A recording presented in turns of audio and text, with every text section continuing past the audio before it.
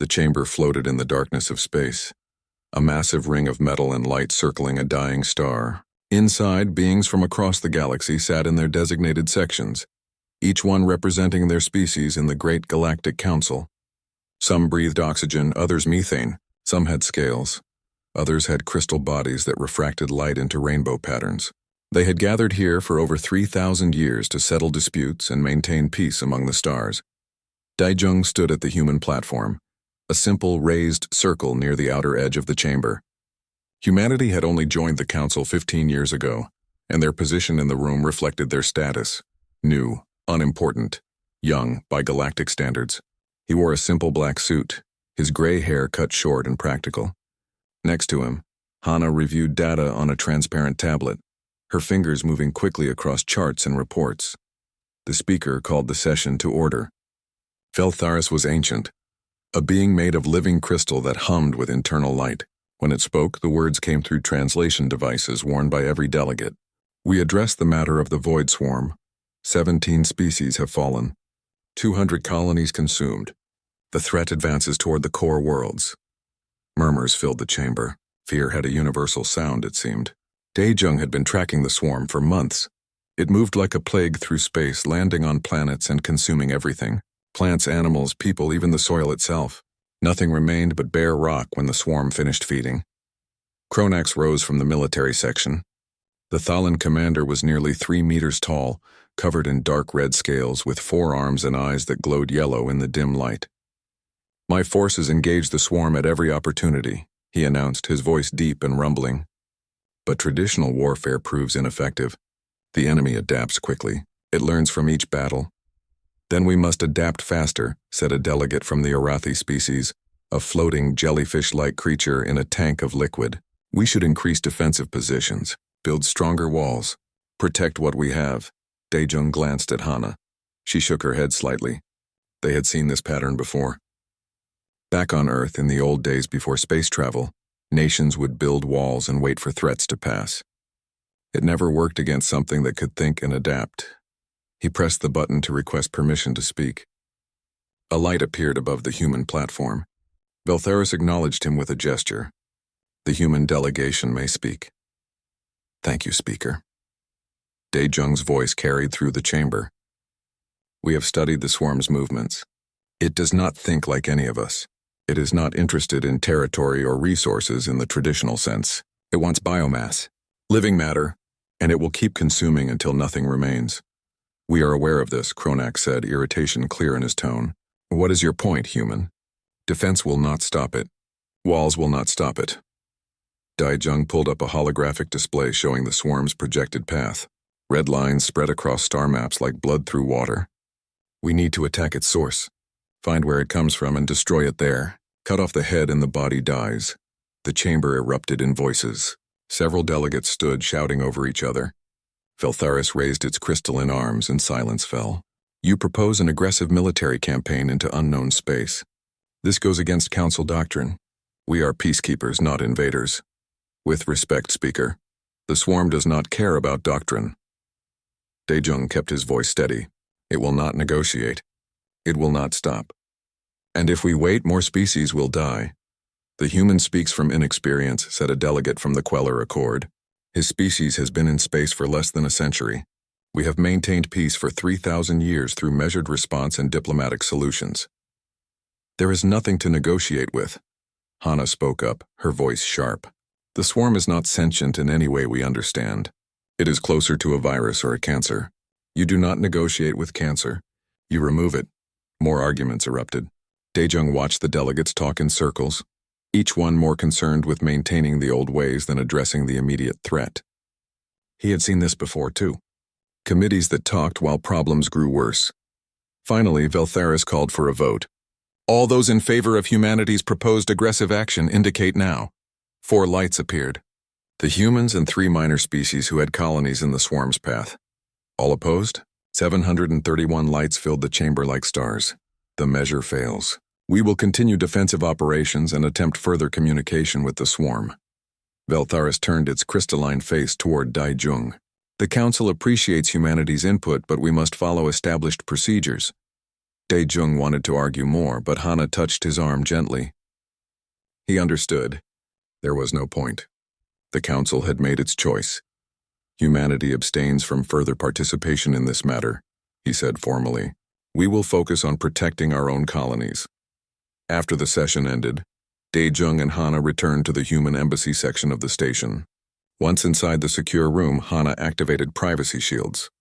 I have already sent the evacuation orders, she said quietly. Every human colony within 50 light years of the swarm's projected path is being cleared. We will have everyone out in 2 weeks. Good. Dae-jung sat heavily in a chair. They think we are being paranoid. Let them think that. Better paranoid and alive than diplomatic and dead. Hana pulled up more charts. I am also contacting Earth Defense Command. If the swarm breaks through the Council's lines, we need to be ready. 3 weeks passed. Dae-jung attended council sessions and watched the debates continue. More defensive positions were established. More ships were positioned in static formations. More delegates gave speeches about unity and patience. Then the reports came in. The swarm had hit the Council's defensive line at 3 points simultaneously. Within 18 hours, all 3 positions were overrun. The swarm adapted to every weapon used against it, learning and evolving faster than the Council forces could react. Dae-jung received the news in his quarters. Hana stood next to him watching the tactical displays. They will come to us now, she said simply. I know. He stood and straightened his suit. Prepare the fleet reports. When they ask, we need to be ready with everything. On the displays, red markers spread deeper into Council space. The swarm was no longer at the borders. It was coming for the core worlds where trillions of beings lived in cities that had never known war. Dae-jung thought about Earth, about the long history of humanity fighting for survival. Every generation had faced something trying to kill them. Predators, diseases, other humans, harsh environments. His species had learned hard lessons about what it took to survive. The Council was about to learn those lessons too. The Thalen homeworld burned. Dae-jung watched the live feed in horror as the swarm covered the planet like a living blanket. Cities that had stood for 10,000 years disappeared under waves of writhing biomass. Kronax's people fought desperately, but their weapons barely slowed the advance. Within 3 days, the planet fell silent. 15 billion Thalens died. Kronax himself escaped on one of the last evacuation ships. He arrived at the Council station with only 300 survivors from his entire species. The proud military commander who had dismissed humanity's warnings now sat broken in the emergency assembly. His scales dulled and his forearms hanging limp. The council chamber had transformed into a crisis center. Delegates no longer sat in orderly sections. They clustered in groups, arguing, pleading, demanding answers. Veltharis tried to maintain order, but even the ancient speaker seemed shaken. Its crystalline body flickered with uncertain light. 12 species lost in 3 weeks, someone shouted. Where are the reinforcements? Where is our defense? The fleet is overwhelmed, another voice called. Every ship we send adapts the swarm. It learns from us and becomes stronger. Hana stood next to Dae-jung, monitoring communications. 17 species have sent direct requests to Earth, she said quietly. They are bypassing the Council completely. They want our help. Dae-jung nodded slowly. He had expected this, but the speed surprised him. The Council's authority was collapsing faster than he thought possible. 3,000 years of careful diplomacy was unraveling in weeks. Veltharis finally restored some order. The speaker's voice cut through the chaos. We must face reality. Our current approach has failed. The swarm advances toward the Terrace sector. If it reaches those worlds, 3 trillion beings will be in immediate danger. Silence fell over the chamber. Everyone knew what the Terrace sector meant. It was the heart of Council space where the oldest and most populous species made their homes. If those worlds fell, the Council itself would collapse. The speaker turned its crystalline face toward Dae-jung. Ambassador, humanity predicted this outcome. You proposed action. We did not listen. The admission clearly pained Veltharis. What do you need to stop the swarm? Dae-jung had prepared for this moment, but actually hearing the question still felt surreal. The entire Council was watching him. Species that had dismissed humanity as primitive newcomers now looked at him with desperate hope. He stood and spoke clearly. Full operational command of all military operations. No restrictions on tactics or weapons. No oversight committees. No debates about rules of engagement. And most importantly, you stay out of our way. We do this our way or we do not do it at all. The chamber erupted again. Several delegates objected immediately. "You ask for absolute power," one said. "How do we know you will not abuse it?" "You do not," Daejung replied bluntly. "But right now you have two choices. Trust us or watch more worlds burn. Those are your only options." Kronax rose slowly. The Thalan commander looked at Daejung with eyes that had seen his entire civilization destroyed. "Give them what they want. I have seen what happens when we wait and debate. My people are gone. Do not let that happen to anyone else." The vote came quickly. This time the result was different. 600 species voted yes. Only 73 voted no, and most of those were species far from the swarm's path. Humanity received emergency war powers, something the Council had never granted to any single species in its entire history. As soon as the vote concluded, Hana activated her communication link. "Admiral Taemin, you are cleared for full deployment. Authorization code Broken Arrow." Within minutes, reports flooded in. Human ships that had been positioned throughout nearby space suddenly powered up and began moving. The Council delegates watched in shock as tactical displays showed the scope of humanity's preparation. Dreadnoughts, carriers, destroyer squadrons, support craft. An entire war fleet had been waiting, hidden in plain sight. "You were already mobilized," Velthera said, and there was something like accusation in its voice. "We were prepared," Daejung corrected. "There is a difference. We hoped we would not be needed." "But hope is not a strategy." Admiral Taemin's face appeared on the main display. He was older than Daejung, with gray hair cut military short and eyes that had seen too many battles. Behind him, the bridge of his flagship hummed with activity. "Council delegates, this is Admiral Taemin of Earth Defense Command. My fleet is moving into position. We will establish a defensive perimeter around the terrace sector and begin offensive operations against the swarm within 48 hours. "What tactics will you employ?" asked one of the delegates who had voted against giving humans control. Taemin smiled, but it was not a pleasant expression. "Effective ones. That is all you need to know. If you want to survive, let us work." The Admiral's image shifted as he turned to address his fleet. The Council delegates could see the bridge behind him, human officers moving with practiced efficiency. "All ships, this is Taemin. You know what is coming. You know what we have to do. The other species in this galaxy do not understand war the way we do. They have forgotten what it means to be prey. They have forgotten what it means to fight for survival." He paused, and his voice became harder. "We have not forgotten. We remember what it took to climb to the top of Earth's food chain. We remember that sometimes the only way to protect your pack is to hunt down the threat and destroy it completely. Show them why humans do not run from predators. Show them why we became the predators." The transmission ended. Daejung noticed that many of the delegates looked uncomfortable. They were beginning to understand that they had unleashed something they did not fully comprehend. Another display activated, showing a different human ship. A younger woman appeared wearing a captain's uniform. Jiwoo commanded the dreadnought Indomitable Will, and despite her youth, she had more combat experience than most species had in their entire military history. Captain Jiwoo reporting. "Vanguard fleet is in position and ready for engagement." "Good hunting, Captain," Taemin said simply. "Always, sir." Jiwoo smiled. It was the smile of someone about to do something dangerous and enjoying the anticipation. "All ships, battle stations. This is not a drill. We are going weapons hot. Target acquisition in 90 seconds. Daejung watched the tactical displays shift. Human ships moved with a coordination that impressed even him. They did not form the static defensive lines the Council preferred. Instead, they created a fluid moving pattern that looked almost like a living thing. Ships grouped and separated, covering each other, never staying in one place long enough to become easy targets. Hana pulled up sensor data. "The swarm is detecting our fleet. It is changing course to investigate. Let it come," Daejung said quietly. "Let it see what it is really facing." On the displays, red markers representing the swarm began moving faster, drawn toward the human fleet like predators sensing prey. But Daejung had studied Earth's history.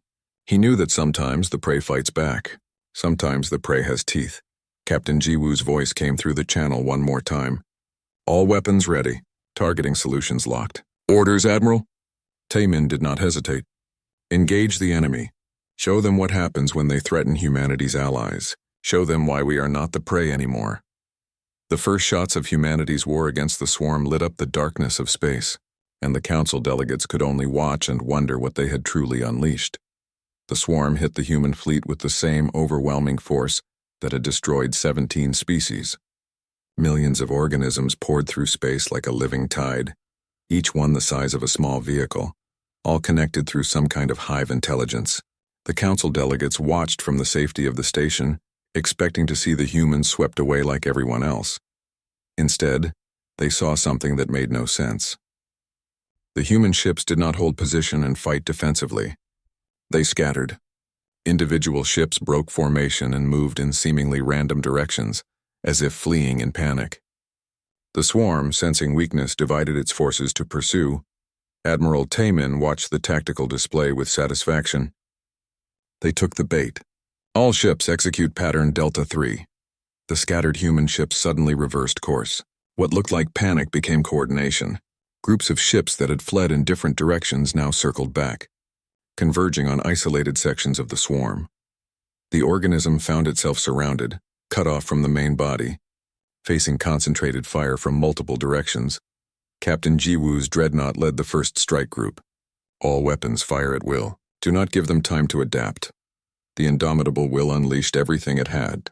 Missiles streaked through space, each one carrying experimental warheads designed specifically for organic targets. Railguns fired solid slugs at relativistic speeds, punching through swarm organisms and leaving trails of frozen biomass. Laser batteries carved through the creature's body, cauterizing as they cut.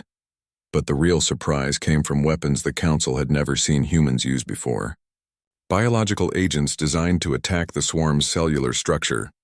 Nanomachines that burrowed into the organism and replicated, destroying from within. Sonic weapons that vibrated at frequencies that shattered the swarm's coordination, making parts of it fight against itself. It is learning, Jiwoo's tactical officer reported. It is adapting to our weapons. Expected. Switch to pattern Beta 9. Keep it guessing.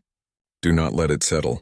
Jiwoo watched her displays with intense focus and launched the surprises. Small drones detached from the indomitable will, moving at high speed directly into the swarm's mass. The Council observers thought they were missiles, but they did not explode on impact. Instead, they burrowed deep into the creature's body and activated.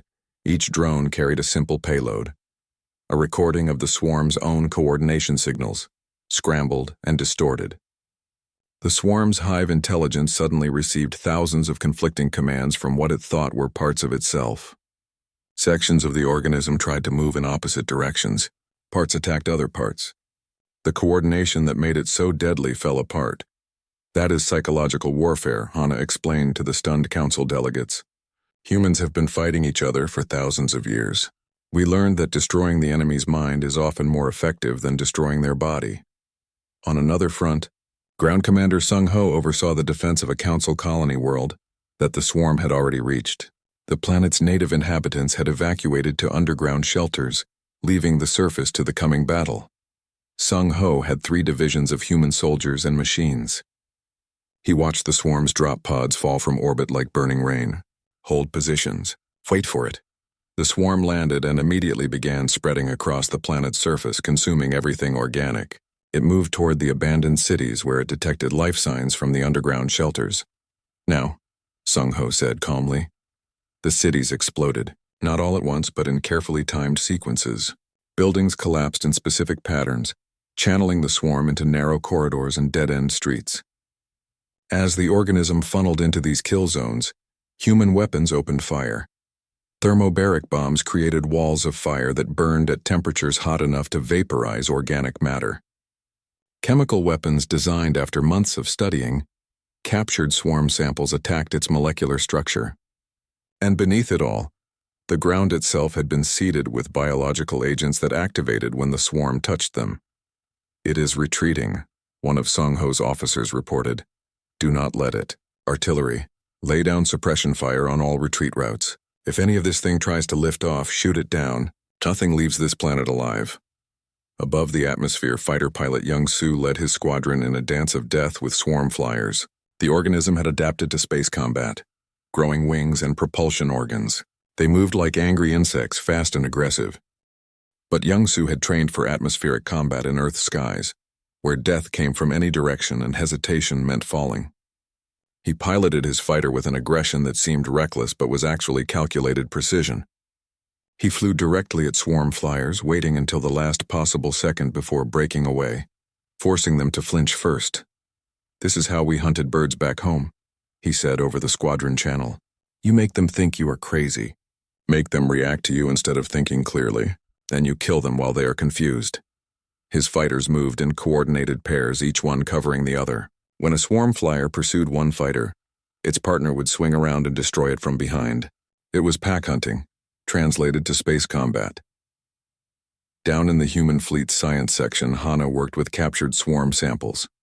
She had been studying the organism for weeks, trying to understand how it thought. Her team had made a crucial discovery. The swarm evolved on a planet with no apex predators, she reported to Admiral Taman. It has never been hunted before. Every species it encountered either fled or fought defensively. It has no experience with prey that pursues wounded predators. It has no concept of revenge or spite. "Explain," Taman said. "On Earth, if a human hunter wounds a dangerous animal, they track it down and kill it. They do not let it escape to recover and become more dangerous. The swarm does not understand this behavior. When it is damaged, it expects to be allowed to retreat and heal. But we are not letting it. We are chasing down every fragment, every piece that tries to escape. We are hunting it." Taman nodded slowly. "And it is starting to realize that it is not the predator in this fight." "Exactly. The swarm's behavior patterns are changing. It is showing hesitation, almost fear, if such a thing can feel fear." The Admiral looked at his tactical displays where human forces continued their relentless assault. "Good, fear makes prey easier to kill. Continue the offensive. No mercy, no quarter. We end this completely." Captain Jiwoo received new orders from the Admiral. Her fleet had pushed the swarm back across 3 star systems. Normally, she would stop and consolidate her position. Instead, Taman ordered her to pursue. All ships maintain pursuit. "Do not let the enemy regroup. I want every ship with functional weapons on their tail." She checked her own ship's status. The Indomitable Will had taken damage, but nothing critical. "Engineering, can we maintain combat speed?" "Yes, Captain. But the crew needs rest." Jiwoo looked at her exhausted bridge officers. They had been fighting for 72 hours straight.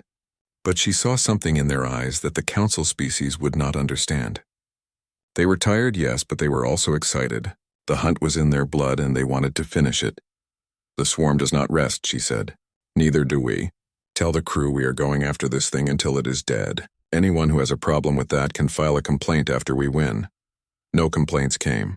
The human fleet pressed forward, giving the swarm no time to adapt, no time to recover, no time to think. For the first time in its existence, the swarm experienced what it felt like to be prey. And in the council chamber, delegates watched in awe and horror as humanity revealed what it truly meant to be apex predators. The swarm ran. After consuming 17 species and threatening to destroy the entire council, the organism finally understood what it meant to be hunted. It fled into deep space toward uncharted systems where it hoped to hide and recover. The human fleet followed. Not just followed, but pursued with a single-minded determination that disturbed even their allies. Admiral Taman pushed his forces across 40 light-years of empty space, never letting the swarm rest for more than a few hours before attacking again. Council military observers embedded with the human fleet sent back reports that grew increasingly concerned. One Queller officer wrote, "The humans do not fight like any species I have studied. They take pleasure in the hunt. I have seen them smile when tracking the enemy. They laugh when a trap succeeds. It is as if they have forgotten this is a war of survival, and have instead embraced it as some kind of sport." Captain Jiwoo read that report and did not care what the observer thought. Her ship, the Indomitable Will, had taken significant damage in the running battles. Hull breaches had been patched but not properly repaired. 2 of her main weapons were offline. She had crew members sleeping at their stations because there was no time for proper rest cycles. But her crew's morale remained high. They wanted to finish this. She understood that drive. It came from somewhere deep in the human psyche, some ancient part of their brain that remembered when hunting meant survival. "Target acquired," her tactical officer announced. "The swarm is hiding in the nebula ahead." "They always hide in nebulae," Jiwoo muttered. "They think the radiation and particle density will mask their signature." "Helm, take us in. Full sensor sweep." The ship plunged into the glowing clouds of gas and dust. Visibility dropped to almost nothing. Sensors struggled with interference. It was the perfect place to hide. Contact! Multiple signatures appeared on the displays. The swarm had split into smaller groups, trying to make itself harder to track. Mark each group. Call in support ships. We are going to hunt down every single one. Jiwoo allowed herself a small smile. They think dividing makes them safer. But humans invented pack hunting. We know exactly how to deal with scattered prey. The human ships divided as well, each group pursuing a different fragment of the swarm. They moved through the nebula with practiced coordination, driving the organism toward pre-planned ambush points. When swarm fragments tried to regroup, human forces were already there, cutting them off and destroying them piece by piece. Back in council space, xenopsychologist Bora presented her findings to a select group of delegates. She was young for a human, barely 30 years old, but her insights had proven invaluable. The key to understanding human combat effectiveness is understanding how they evolved, she explained, displaying images of ancient Earth. Humans are persistence hunters. They can run for hours, even days, chasing prey until it collapses from exhaustion. No other Earth predator can do this. But they are not chasing physical prey, said a delegate. The swarm uses ships and organic constructs that do not tire. The principle is the same. Humans are psychologically adapted to pursue a target relentlessly, never giving up, never allowing rest. They can maintain focus on a goal for extended periods, far longer than most species can sustain combat operations. Bora pulled up psychological profiles of human soldiers. And there is something else. Humans have a concept they call spite. They will pursue an enemy even at cost to themselves simply to ensure that enemy does not escape. That is irrational. To you, perhaps. But it is very effective. The swarm evolved on a world where nothing hunted it. It has no behavioral patterns for dealing with a predator that refuses to stop, refuses to let it escape, refuses to show mercy. This confuses the organism at a fundamental level. Daejung attended the presentation and added his own perspective. My species has a saying, never wound what you cannot kill. If you hurt something and let it escape, it becomes your enemy forever. It learns from the experience and becomes more dangerous. So when humans fight, we fight to complete victory. We do not wound and retreat. We finish what we start. In the council chamber, this revelation caused debate. Some species found the human approach admirable. Others found it terrifying. A Luminar delegate stood and asked the question many were thinking. What happens when there are no external threats? What happens when humanity turns this aggression inward, toward council members? Before Daejung could answer, Admiral Taemin's face appeared on the displays. He looked exhausted, but his eyes were sharp. Council delegates, we have cornered the main swarm concentration in the vortex system. We estimate this is approximately 70% of the organism's remaining mass. We are preparing for final elimination.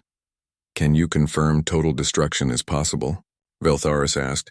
Yes, but there is a complication. The swarm is attempting communication.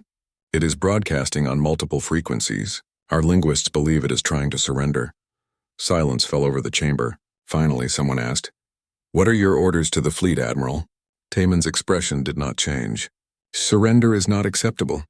The swarm has destroyed 17 species and killed trillions of beings. It has demonstrated that it cannot coexist with other life. This is not a war where prisoners can be taken. This is extermination of a threat to all biological life. We proceed with total elimination. That is genocide, one delegate protested. No, Hana spoke up from beside Daejung. Genocide is the deliberate killing of a people or nation. The swarm is not a people. It is a plague. You do not negotiate with cancer. You do not show mercy to a virus. You eliminate it completely before it spreads again. The debate continued, but Admiral Taemin had already made his decision. His fleet moved into final attack positions. Captain Jiwoo's damaged dreadnought took point, leading the assault. This is it, she told her crew over the internal communication system. We have chased this thing across half the galaxy. We have lost ships and friends. We have pushed ourselves beyond every reasonable limit. Now we finish it. All weapons ready. This is complete elimination protocol. Nothing escapes. Nothing survives. Victory, he said simply. Then he allowed himself to feel the exhaustion that he had been pushing aside for weeks. All ships returned to council space. We are going home. But as the human fleet began its journey back, some ships stayed behind. Science vessels with orders to ensure nothing remained, to verify that not a single cell of the swarm had survived, because humans knew that the only good way to kill a threat was completely. The human fleet returned to Council space 3 weeks after the final battle. Their ships bore the scars of war. Hull plating was scorched and dented. Some vessels limped along on partial power, but they came back victorious. The Void Swarm, the threat that had destroyed 17 species, was completely eradicated. The Council organized a ceremony to honor the human forces. Delegates from hundreds of species filled the chamber.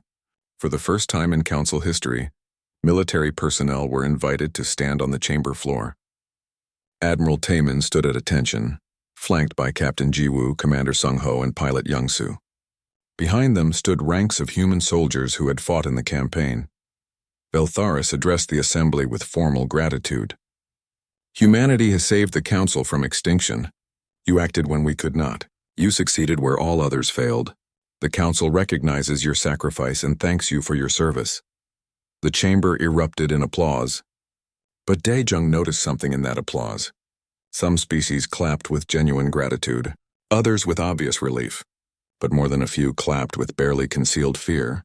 They were grateful to be alive, yes, but they now understood what humans were capable of.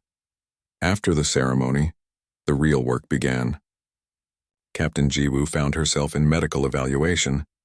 The doctors said she was physically healthy but emotionally exhausted. "You pushed yourself too hard," the doctor told her. "You need rest." But rest did not come easily. Jiwoo found herself waking up at night, checking tactical displays that were not there, listening for alerts that never came. The hunt was over, but her mind had not accepted that yet. She was not alone in this. Many human soldiers reported similar experiences. They called it the silence after the hunt, the sudden absence of the drive that had sustained them for weeks. Admiral Taemin understood this better than most. He had fought in 3 wars before joining the space fleet.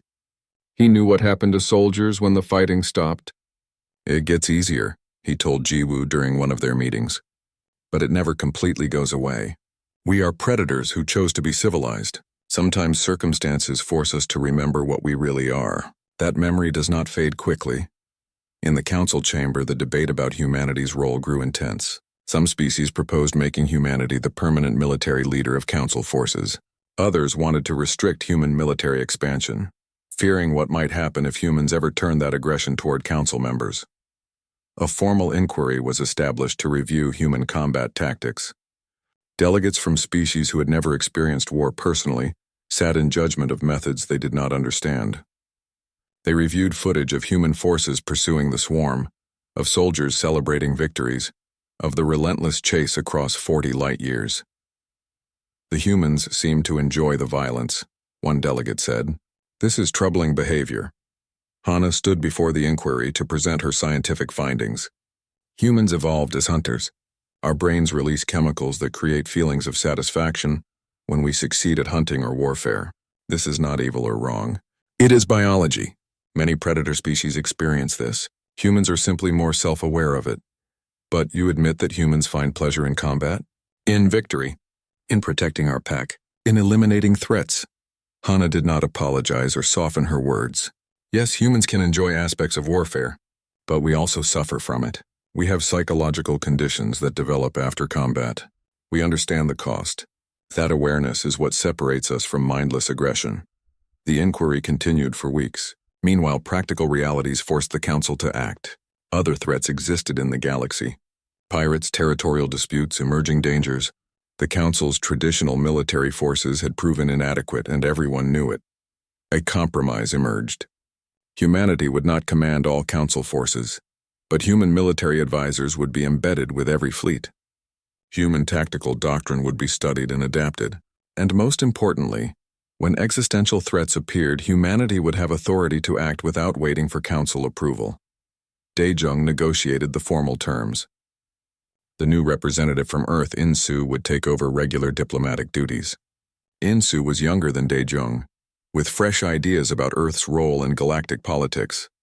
But he was also a realist. "We cannot go back to being the naive newcomers," Insu said during his first address to the Council. "You have seen what humanity can do. We have shown you our teeth. Some of you fear us now.